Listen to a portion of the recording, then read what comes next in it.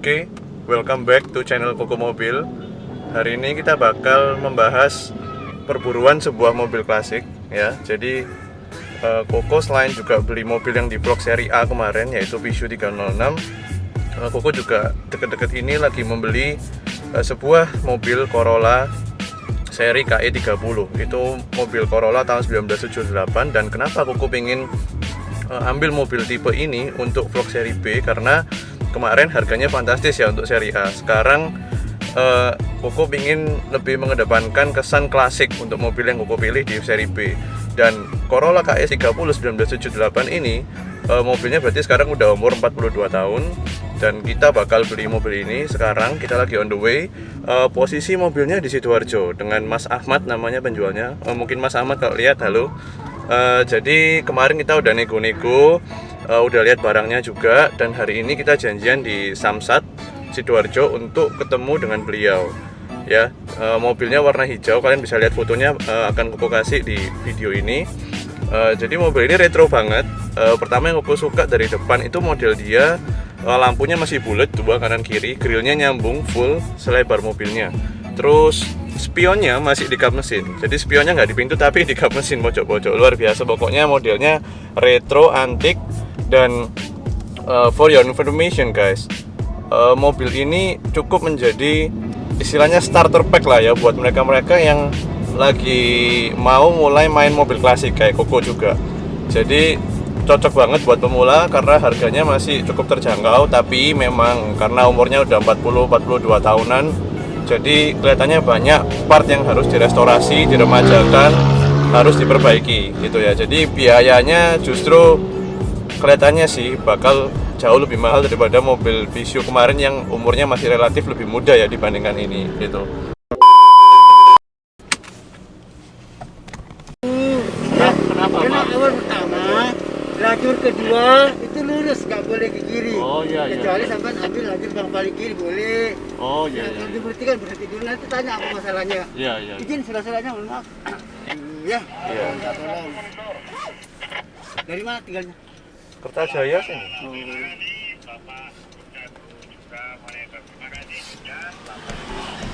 Masih, bukan katanya mas.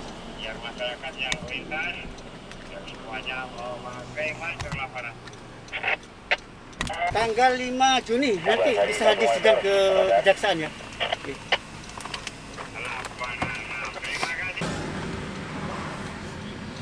Rekam ya. Rekam dari tadi. Hah? Saya rekam dari tadi. Oke guys, kita ditilang. Bisa lihat bapak polisi lagi nulis SIM dan STNK. Tadi Koko salah jalur, jadi diberhentiin sama polisinya. Dan akhirnya SIM-nya diminta, STNK diminta. Ya paling sidang aja SIM-nya. Seperti itu sih. Kebetulan polisinya bener banget, jadi dia nggak minta uang langsung dikantongin, tapi ternyata langsung disidang. Jadi sesuai dengan prosedur dari kepolisian. Koko menghargai banget polisi-polisi yang sekarang udah jujur kayak gini ya. Jadi mereka udah nggak minta pungli lah, nggak minta pungutan liar, tapi mereka bener-bener kerjanya jujur. Jadi nggak masuk kantong sendiri, bener-bener untuk keamanan dan ketertiban di jalan raya. Salut guys. Nih guys, dapat surat tilang, jadi resmi. Nanti tanggal 5 Juni kita disuruh ambil di sidang ya. Jadi benar-benar sesuai prosedur. Mantep nih Pak Polisi, luar biasa.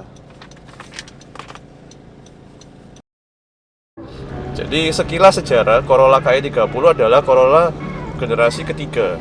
Dan kalau di US market ya, itu terkenal dengan namanya Corolla 30 series. Jadi Corolla seri 30.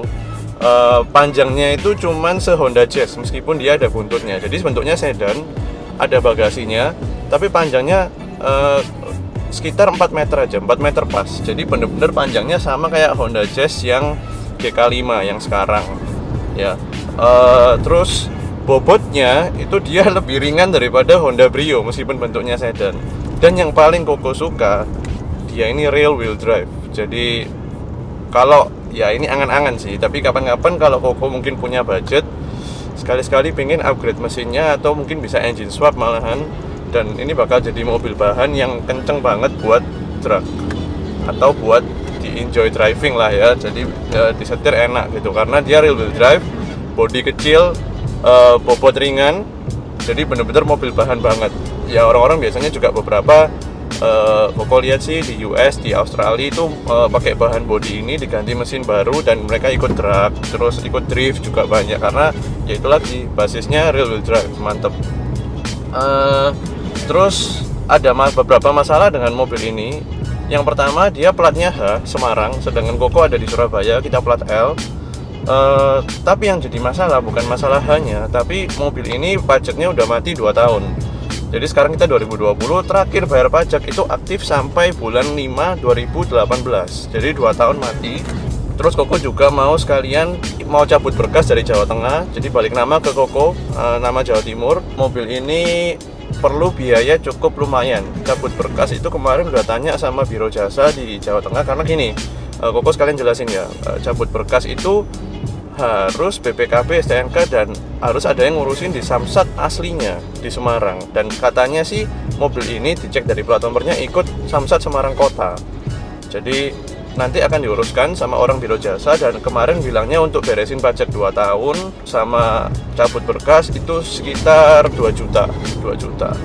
Ya, jadi cukup mahal dibandingkan dengan harga mobilnya gitu ya. Dan sekarang kita on the way ngambil mobil ini harusnya nggak kalah menakutkan sih dengan ngambil si mobil Vision kemarin. Karena apa, umurnya sudah tua, jadi cenderung juga banyak masalah harusnya. Cuman kemarin aku lihat mobil ini interiornya meskipun nggak bersih tapi cukup utuh, beberapa part masih original. Mesin itu waktu itu posisi mesin dingin, sekali starter itu lebih cepat loh guys starternya daripada Honda Jazz. Greng gitu langsung nyala, lancar, karburator semua lancar, Koko gas, jalan semua. Dan mobil ini giginya cuma 4, bukan 5 ya, jangan salah, mobil ini giginya cuma 4, jadi benar-benar jadul, retro.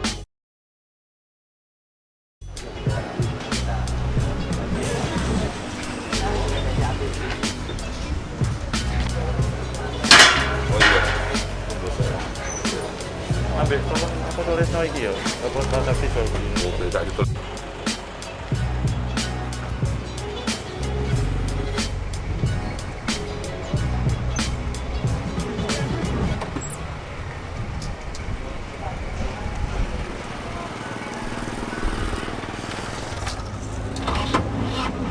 Loh, ngene ra.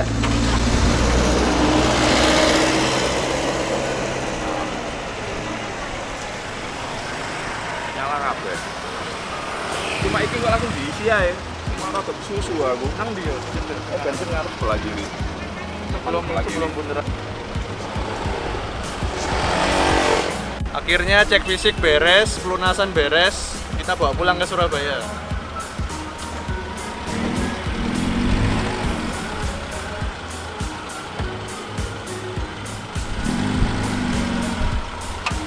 Berat bro, setirnya bro.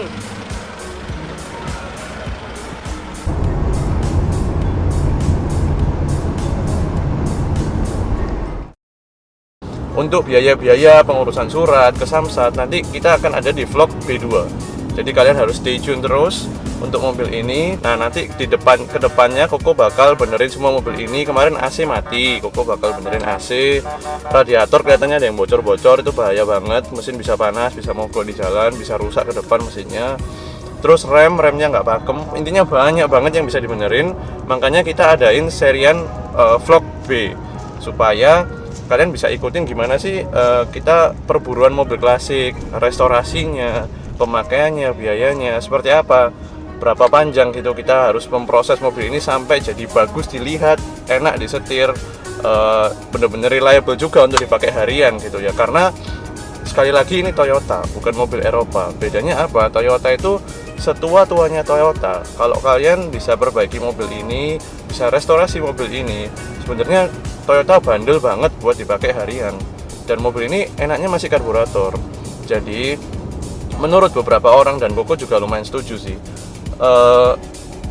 mobil-mobil yang tua kalau kalian mau beli itu kalau karburator banyak yang prefer, banyak yang suka sama karburator dibanding injection mesinnya. Kenapa? Karena karburator ini cenderung banyak bisa disetel, jadi nggak harus ganti-ganti part. banyak yang bisa dibersihin seperti itu, dan bandel banget karena elektrikalnya sangat minim. Jadi elektrikalnya bener-bener semua pakai yang masih mekanis, seperti coil semuanya pakai mekanis. Jadi dia nggak connect sama ECU. Bener-bener intinya aki itu kalian tancep, kalau mobil itu mati ya dia nggak makan listrik, ECU-nya nggak makan listrik. Jadi bener-bener dari daya manapun kalian bisa nyalain mobil ya udah itu jalan full mekanis. Jadi cenderung lebih aman karena umurnya udah tua. Itu kalau mobil-mobil baru kan sekarang semua injection, nggak masalah kalau baru. Tapi kalau tua kita kan nggak tahu riwayatnya, perawatannya seperti apa. Nah itu dia yang menarik dari mobil ini. Banyak banget sih sebenarnya hal yang menarik, dan kita akan bahas di vlog-vlog selanjutnya. Banyak banget yang akan direstorasi dan kita akan mengeluarkan vlognya bertahap. Jadi per part kita hari ini ngapain, ngurus apa. Vlog B2 nanti kita akan ngurus surat-surat seperti apa prosesnya. Tetap stay tune terus ya. Jadi banyak akan diperbaiki dari mobil ini. Oh ya, by the way, hari ini Koko Victor bisa shoot mobil ini yang kita setir. Hari ini kita lagi di CR-V Turbo. Kita lagi ngambil pakai CR-V Turbo. Nah, nanti Koko juga bakal review mobil-mobil baru. Tenang aja. Jadi nggak cuma mobil klasik, tapi mobil-mobil yang cenderung baru. Kebetulan mobil ini juga ada di rumah Koko, CR-V Turbo. Kita bakal review mobil ini juga seperti apa kehematannya, karena kan katanya Honda ganti ke CR-V Turbo supaya bisa irit bahan bakarnya. Tapi juga banyak masalah yang dibilang orang-orang kayak olinya kebakar, masuk campur ke ruang bakar, terus pakai CVT katanya nggak enak, turbo lag-nya besar, terus ada yang bilang terlalu empuk jadi limbung dibanding CR-V sebelumnya. Jadi yang benar kayak gimana sih menurut Koko? Nanti kita akan ada juga video tentang Honda CR-V Turbo ini, dan juga masih banyak mobil lainnya juga yang baru. Jadi full semua tentang info otomotif, tentang review otomotif, owning experience, dan segala macam vlog series ada di channel Koko Mobil. Jadi jangan lupa subscribe, like, komen, dan juga bantu share ya ke teman-teman kalian kalau memang kalian enjoy dengan konten yang kita buat. Thank you guys, see you again.